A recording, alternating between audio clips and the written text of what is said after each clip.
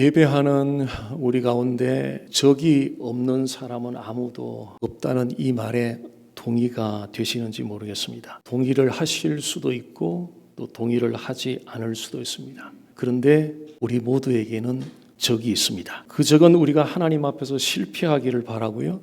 또 우리 사랑하는 사람들에게 상처를 안기기를 원하고 결국은 우리 스스로 무너져 내리기를 원합니다. 그 적은 할 수만 있다면 우리의 삶을 완전히 파괴시키고 충분히 지금까지 오랜 세월 인류 역사 이래 충분히 지금까지 수많은 사람들을 파괴시켜 왔습니다. 그 적은 세이탄, 성경은 이 세이탄을 마귀라고도 부릅니다. 원래 사탄은 하나님에서 선하게 지음받은 천사였는데 하나님께 반역을 하면서 결국 타락한 부패한 존재가 되었습니다. 그 에덴 동산에서 사단은 인류에게 죄를 들여오고 그 영향으로 지금까지 이 세상 가운데 많은 혼란을 야기시켜 오고 있습니다. 오늘은 그 사탄의 존재 한번 살펴보고요. 또한 예수님의 권세도 함께 살펴보겠습니다. 이 사탄은 한 존재만이 아닙니다. 단수로 돼 있죠. 사탄. 그래서 우두머리인 거예요. 마귀, 세탄, 한 존재, 두 가지 다른 이름이죠. 그런데 그 수하에 많은 수의 졸개들, 귀신들이 있습니다. 자, 이처럼 사단과 귀신들이 실제로 존재하기 때문에 우리가 살아가는 삶 자체가 굉장한 치열한 영적 전쟁터입니다. 우리가 서 있는 이 자리가 전쟁터 한가운데 서 있는 거죠. 실제로 매일매일 영적 전쟁이 치열하게 일어나고 있습니다. 가깝게는 우리 안에서 끊임없이 이 영적 전쟁이 일어나고 있고요. 그 조금만 더 나가면 우리 가정 안에서, 조금만 더 나가면 우리 커뮤니티 안에서 끊임없이 영적 전쟁은 지금 일어나고 있습니다. 그런데 오늘 본문에 기적이 전하는 복된 소식이 있습니다. 그 복된 소식은 하나님이 이 세탄을 제압했다는 거죠. 그래서 예수님을 믿는 자들을 이 사탄이 멸망시킬 수 없고요. 또 죄와 죽음에 묶어놓을 수도 없고 거듭남으로 하나님의 자녀라는 신분을 하나님 허락하셨는데 이 사탄이 하나님의 자녀가 된 신분을 받은 그 사람들의 그 신분을 빼앗아갈 수도 없습니다. 자, 이런 복된 소식을 분명하게 오늘 붙잡기 위해서 좀 세 파트로 나누어서 살펴보겠습니다. 28절에 29절은 예수님이 사탄과 귀신과 대면하는 장면이고요. 30절과 32절은 예수님이 귀신들을 제압하는 상황이고 33절, 34절에는 예수님에서 제압당했음에도 불구하고 여전히 그 사탄이 귀신들이 속이고 있는 그런 세상에 관해서 함께 살펴보겠습니다. 먼저 예수님께서 이 사탄을 대면하는 상황입니다. 28절, 29절 보겠습니다. 또 예수께서 건너편 가다라 지방에 가심에 귀신 들린 자 둘이 무덤 사이에서 나와 예수를 만나니 그들은 몹시 사나워 아무도 그 길로 지나갈 수 없을 지경이더라. 이에 그들이 소리 질러 이르되 하나님의 아들이여 우리가 당신과 무슨 상관이 있나이까 때가 이르기 전에 우리를 괴롭게 하려고 여기 오셨나이까 하더니 자, 예수님은 제자들과 함께 호수 건너편으로 건너가셨고요. 그때 무덤사에서 나오는 귀신 들린 두 사람이 예수님을 만나서 대화가 시작됩니다. 그 대화를 통해서 귀신의 정체, 소위 사단의 정체를 이제 드러내고 있죠.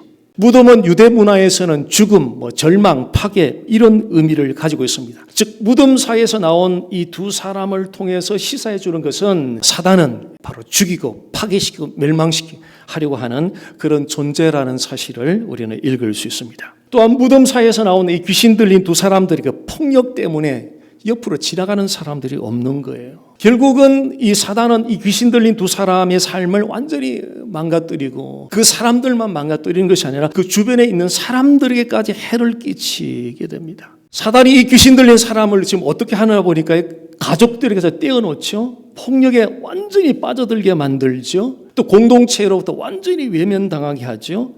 완전 세퍼레이트되게 만들잖아요. 이것이 사단이 하는 일입니다. 사단의 정체성, 그것은 도둑질하고 멸망시키러 옵니다. 자, 그렇다면 이 사단은 예수님을 어떻게 생각할까요? 29절 말씀 보십시오. 이에 그들이 소리질러 이르되 하나님의 아들이여 우리가 당신과 무슨 상관이 있나이까? 때가 이르기 전에 우리를 괴롭게 하려고 여기 오셨나이까? 귀신 들린 두 사람 입에서 무슨 말이 나오나 봤더니 예수님을 가리켜서 하나님의 아들이라 그러는 거예요. 하나님의 아들이라 그러는 거예요. 아이러니하게도 오늘 읽었던 말씀 그 2절 전에 보면은 폭풍을 잠잠케 하는 그 예수님의 권세를 껴했던 제자들이 도대체 이 사람이 누구기에 바람과 바다를 잔잔하게 순종하게 하는 거. 제자들은 그분이 누군지를 몰랐어요. 근데 이 귀신들은 정확하게 하나님의 아들이라고.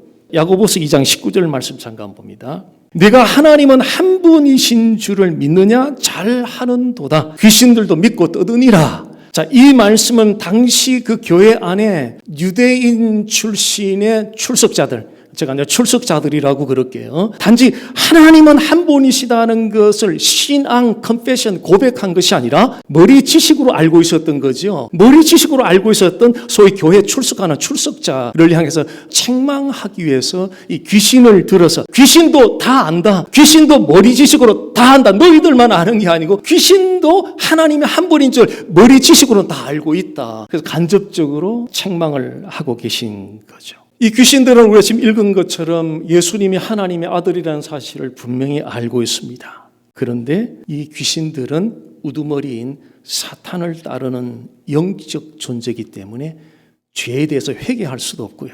더 나아가서 예수님을 믿을 수도 없어요. 이를 통해서 우리가 발견되는 사탄의 또 다른 정체성은 사탄도 하나님의 한 분이신 것과 예수님이 하나님의 아들이라는 사실을 사탄도 머리 지식 정도로는 다 알고 있다는 거죠. 자, 29절 말씀 보겠습니다. 이에 그들이 소리질러 이르되 하나님의 아들이여 우리가 당신과 무슨 상관이 있나이까? 때가 이르기 전에 우리를 괴롭게 하려고 여기 오셨나이까? 그러니까 심판의 때가 아직 오지 않았는데 왜 벌써 지금 우리를 벌하려고 왜 벌써 오셨어요? 이런 이야기가 되는 거죠. 그러니까 심판에 대한 두려움 속에서 터져나오는 외침인 거죠. 귀신들은 우리가 지금 나눠드린 것처럼 예수님이 하나님의 아들이라는 걸 분명히 너무나 잘 알고 있죠. 그런데 그들은 구원이 없어요. 그래서 그들은 하나님의 심판을 두려워합니다. 두려워하는 정도가 아니고 분까지 내요. 계시록 12장 12절 보십시오. 그러므로 하늘과 그 가운데 거하는 자들은 즐거워하라. 그러나 땅과 바다는 화 있을진저 이는 마귀가 자기의 때가 얼마 남지 않은 줄을 알므로 크게 분내어 너희에게 내려갔음이라 하더라. 자, 사단이 지금 분노하는 것은 하나님의 심판이 점점 가까이 오고 있다는 것에 대해서 분노하면서 동시에 그 하나님의 심판이 가까이 다가오면서 자신들의 존재가 소멸될 시간이 가깝게 끝날 때가 가깝게 오고 있다는 사실에 대해서 사단이 막 분을 내기 시작하는 거예요. 사단은 마지막 순간까지 발악하면서 성도들을 다 무너뜨리려고 시도를 합니다. 그런데 사단의 그 모든 시도는 하나님의 주권 아래에서 철저하게 제한을 받습니다. 자, 이를 통해서 우리가 확인할 수 있는 또 사단의 정체성은요, 사단은 하나님의 심판을 피할 수 없습니다. 예수님이 귀신들과 대면하시고 또 사단의 정체성을 좀 드러내셨죠. 나아가서 이 귀신들을 실제로 제압하는 상황을 우리는 만나게 됩니다. 30절, 32절입니다. 마침 멀리서 많은 돼지떼가 먹고 있는지라 귀신들이 예수께 간구하여 이르되 만일 우리를 쫓아내시려면 돼지떼에 들여보내주소서 하니 그들에게 가라 하시니 귀신들이 나와서 돼지에게로 들어가는지라 온 떼가 비탈로 내리다 바다에 들어가서 물에서 몰사하거늘. 자, 이 말씀에서 먼저 우리가 깨달을 수 있는 것은 사탄은 그리스도에게 아무런 권세를 행사할 수 없다는 것입니다. 귀신들이 예수님께 간청하는 장면을 한번 떠올려 보십시오. 예수님께 저항할 수 없어요.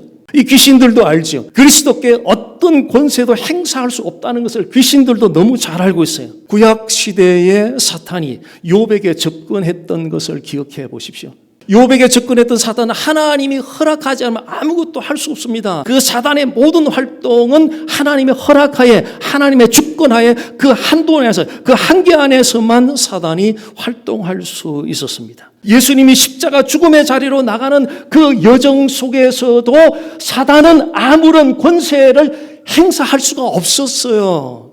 요한복음 14장 30절 31절 보십시오. 이후에는 내가 너희와 말을 많이 하지 아니하리니 이 세상의 임금이 오겠습니다. 그러나 그는 내게 관계할 것이 없으니 오직 내가 아버지를 사랑하는 것과 아버지께서 명하신 대로 행하는 것을 세상이 알게 하려 함이로라. 자, 이 말씀을 사단이 계속 공격을 이제 시도하는데요. 그 사단의 공격이 결국 예수님의 권세에 의해서 차단되고 있습니다. 사실은 예수님과 사단 간의 이 싸움 자체가 성립될 수 없는 싸움이에요. 왜냐하면 예수님은 영원 전부터 계셨던 하나님이셨고 천지 우주 만물을 그가 없이는 지어진 것이 하나도 없다는 말씀처럼 천지 우주 만물을 지으신 창조주시거든요. 자, 사단은 피조물이에요. 그러니까 창조주와 피조물 간의 이 싸움 자체가 성립될 수가 없는 싸움이에요. 그래서 사단은 그리스도 앞에서 그 어떤 권세도 행사할 수가 없습니다. 여기서 한 가지 또 우리 깨달을 수 있는 것은 사단은 예수님의 명령에 반드시 순종해야 된다는 거예요. 자, 귀신들은 예수님께 돼지떼에 좀 들어가게 해주셔서 그러거든. 그랬더니 예수님이 가라 그랬더니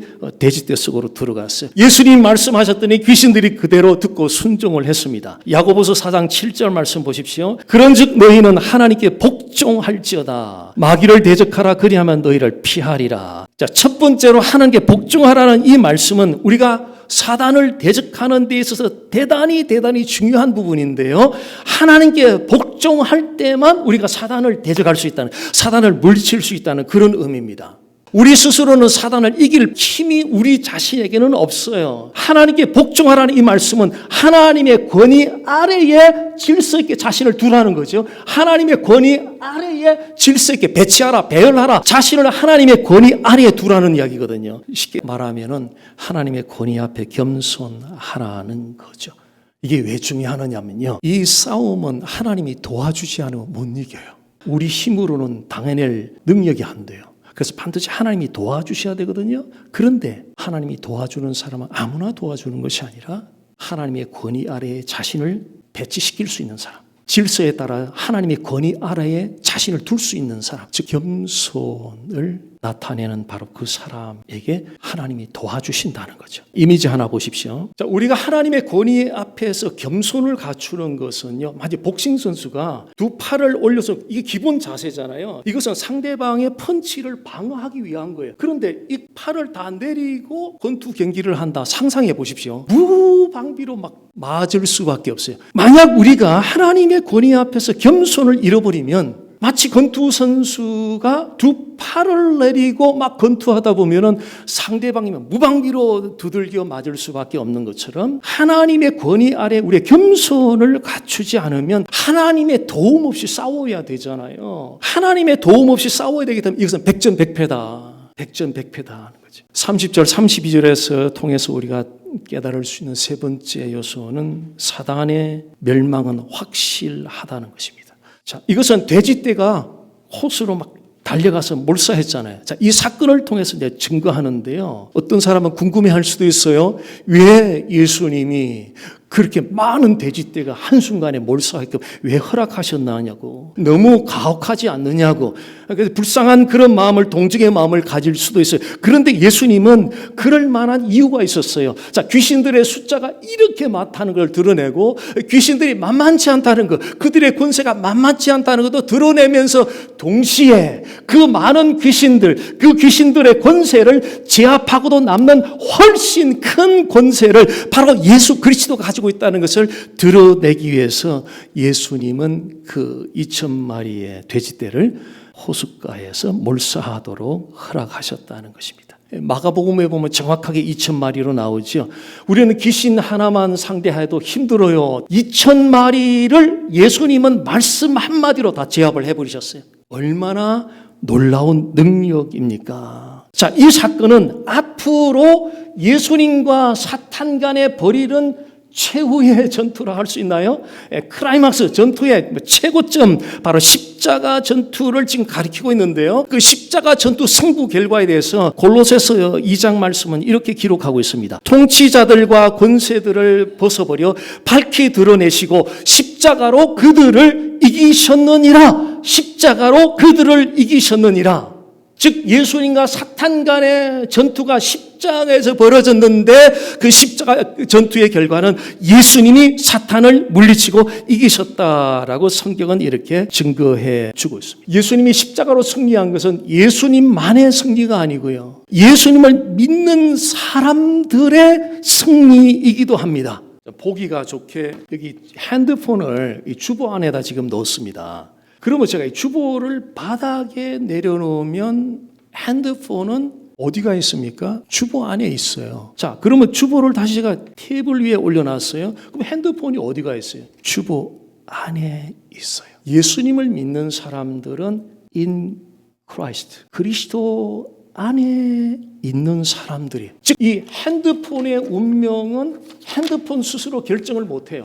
핸드폰의 운명은 핸드폰을 감싸고 있는 이 주보에 의해서 결정돼요. 그리스도 안에 있는 사람들의 운명은 우리에게 일어나는 상황들이 우리 운명을 결정하는 게 아니에요. 우리를 결정하는, 우리를 감싸고 품고 있는 그리스도에 의해서 우리의 운명을 결정되는 거예요. 그러니까 우리 운명을 알고 싶으면은 철학가를 찾아갈 것이 아니라 성경 속에 계시된 그리스도를, 내 운명이 저렇게 된다.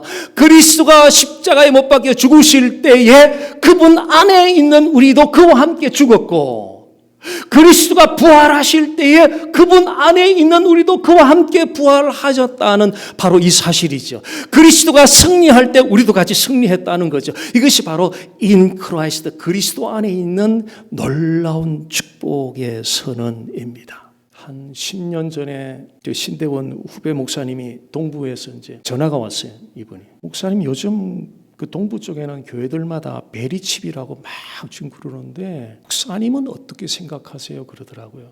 그 제가, 목사님, 저는 관심도 없고 알고 싶지도 않다고. 괜히 그런 걸로 교인들 자꾸 불안하게 만들지 말라고. 중요한 것은 노아와 가족들은, 중요한 것은 그들이 인식할 것은 방주 밖에 세상에 무슨 일이 일어나더라도 노아와 가족들이 가장 중요한 것은 방주 안에 있다는 거예요. 우리 현실에 지금 무슨 일이라도 중요한 것은 예수님 안에 있다는 거예요. 이게 우리의 운명이에요. 죽을 일이 생겨도 우리가 인식해야 되는, 나는 그리스도 안에 있다는 거예요. 이것이 머리 지식이 아닌 정말 우리 가슴 속을 파고 들어와서, 그래, 맞아, 내가 그리스도 안에, 이거는 성령이 가르쳐 주는 거거든요. 성령이 터치시켜 주는 거거든요. 머리 지식할 때는 아무런 감동도 감격도 없어요. 그런데 성령의 가슴을 콱 관통해 시켜줄 때는 막 펄쩍펄쩍 뛰는 거죠. 왜요?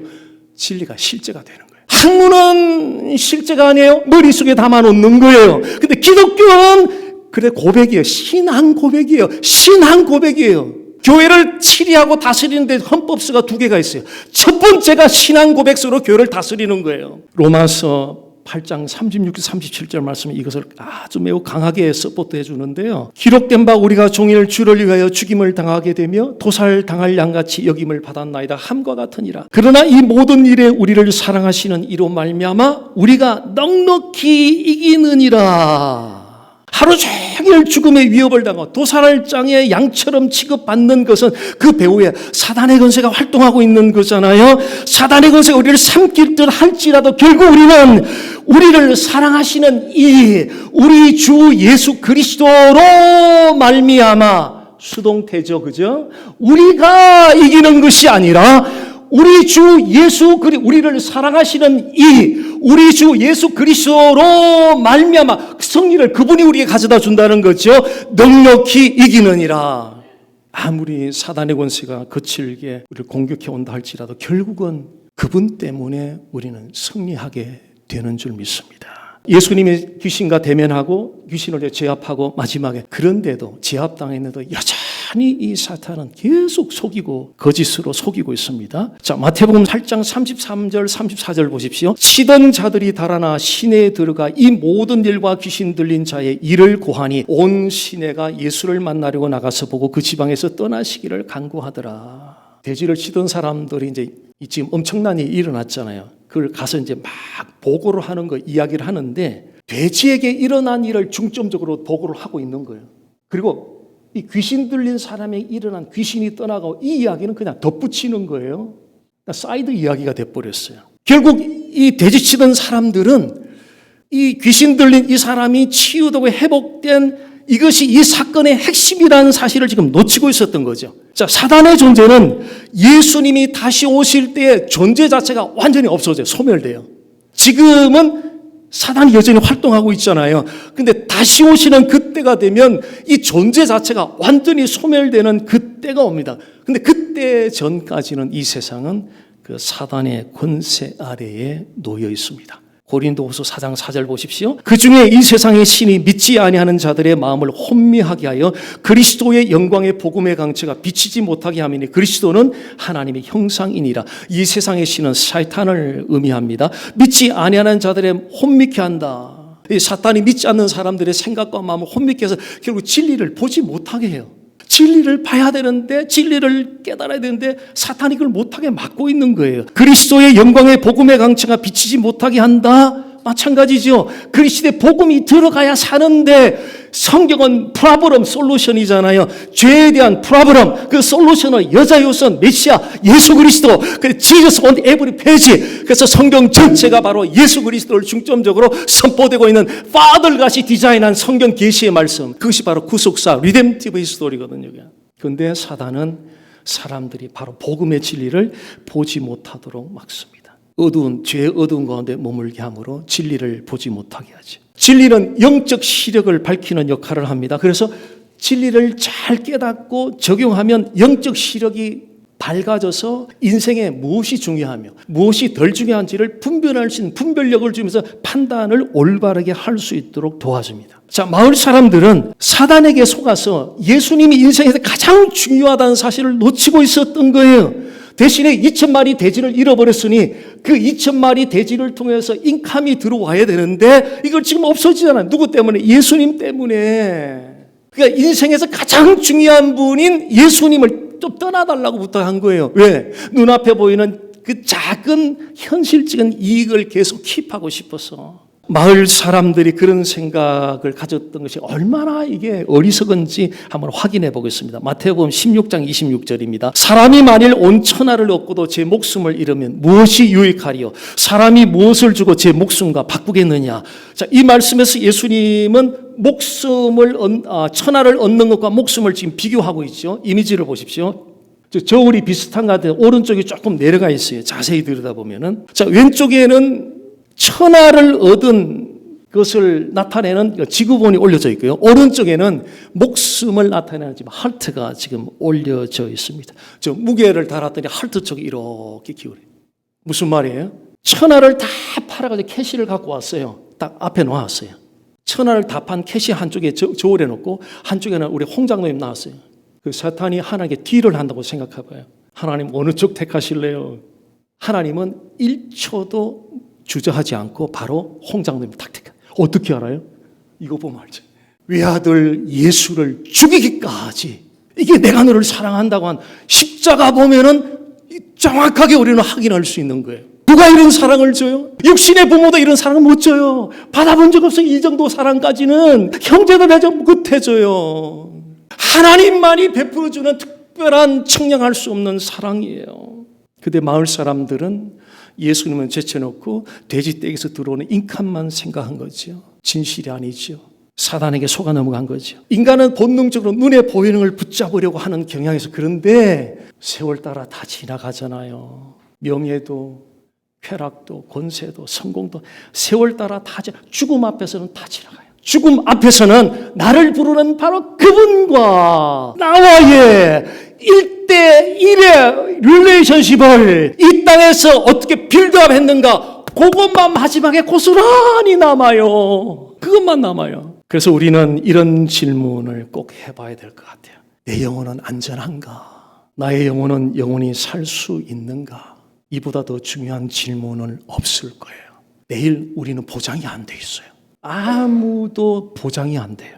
내 영혼 영원히 살 수 있는가? 내 영혼은 안전한가? 괜찮은가? 예수님을 놓치고 살아가는 것, 그것은 기독교라는 종교를 그냥 놓치고 살아가는 정도가 아니고요. 영원한 지옥 형벌의 고통을 받으면서 살아가야 됩니다. 사단은 우리에게 속삭이죠. 조금 더 먹자, 조금 더 즐기자, 조금 더 소유하자. 그리고 현실의 작은 이익 절대 포기하지 마라. 목숨 걸고 지켜라. 그런데 그리스도는 우리에게 이렇게 말씀합니다. 사람이 만일 온 천하를 얻고도 제 목숨을 잃으면, 이 목숨은 이 땅에서 호흡하며 살아가는 그 목숨 이상의 것이거든요. 이 호흡하는 이 땅에 살아가는 이 유한한 인생 지나서 영원한 하나님의 영원히 사는 이터널 라이프, 영원한 생명, 영생을 지금 말하거든요. 사람이 만일 천하를 얻고도 그 영생을 잃으면 무엇이 유익하리요? 아무 소용없다는 거예요. 아무 소용없다는 거예요. 예수님 이 말씀을 외면하지 마십시오. 정말 외면하지 마십시오. 이거는 개인적으로 하나님이 부르시는 하나님의 콜링입니다. 그래서 우리가 취해야 할 한 가지 길은 오직 예수 그리스도를 얻는 것입니다. 잠언서는 그분이 바로 지혜라고, 지혜를 놓치면 다 놓친다고, 잠언서에서 놀라운 복음의 이야기를 엮어가고 있는데요, 그 지혜를 바로 그리스도를 가리키면서 이거 지혜 놓치면 다 놓친다고. 귀신을 떠나가게 했던 예수님의 기적의 사건은 오늘날 우리에게 무엇을 의미합니까? 예수님께서 귀신을 떠나가게 했던 이 사건은 예수님이 이기셨죠. 그리고 이 이기신 승리는 십자가 부활을 통해서 완전히 이루어졌습니다. 사단은 분명히 예수님의 패배한 존재입니다. 그래서 우리는 주어진 이 질문을 분명하게 할 필요가 있습니다. 그리스도 편에 서겠습니까? 아니면 사단의 속임수 아래에 머물겠습니까? 승부는 결정이 났잖아요. 승부는 그리스도가 이기셨어요. 사단이 패배했어요. 그렇다면 이긴 사람, 이긴 분 쪽에 서겠습니까? 아니, 패배한 사단의 편에 속으면서 인생을 이렇게 속다가 마지막에 가면은 이제 그 속은 것을 깨닫게 되죠. 어느 편에 서겠습니까? 이것이 오늘 우리에게 주는 복음의 도전입니다. 오직 예수 그리스도 안에 있는 자만이 그분이 자유거든요. 자유가 그리스도 밖에 있는 것이 아니라 그리스도 자체가 진리를 알지니 진리가 너희를 자유케 하리라. 그분이 진리시잖아요. 그분이 진리시잖아요. 진리신 그리스도, 그분이고 자유시래요. 그분을 얻으면 진정한 자유를 얻고, 그분을 얻으면 진정한 평안을 얻고 영원한 영생의 생명을 얻게 되는 것입니다. 세상의 어떤 권세도 두려움도 우리를 겪고 해하게 할 수가 없습니다. 왜냐하면 로마서 8장 37절에 우리를 사랑하시는 이로 말미암아, 우리를 사랑하시는 이 예수 그리스도로 말미암아 나를 사랑하사, 저는 이분만큼 저를 사랑하는 분 만나보지 못했거든요. 나를 사랑하사 나를 위하여 자기 몸을 버리신 하나님의 아들 예수 그리스도, 이분 안에 영원한 생명이 있고 자유가 있고 평안이 있습니다. 그분으로 말미암아 우리 넉넉히 이기느니라. 이건 진리의 말씀이기 때문에 이 사실은 우리에게 그대로 역사하게 될 것입니다. 그러므로 예수 그리스도를 믿으십시오.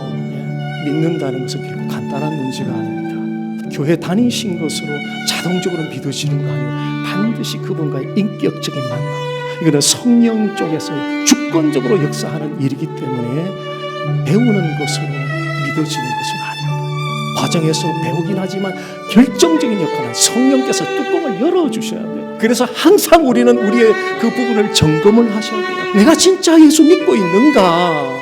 진짜 예수 믿고 있는가? 그리고 믿는다 하면 그분과 날마다 데이 바이 데이, 모먼트 바이 모먼트 동행하십시오. 그러면 사탄을 결코 두려워하지 않고 승리하신 그리스도의 자유와 영광 가운데 살아가게 될 것입니다. 이것이 복음의 중요한 내용입니다.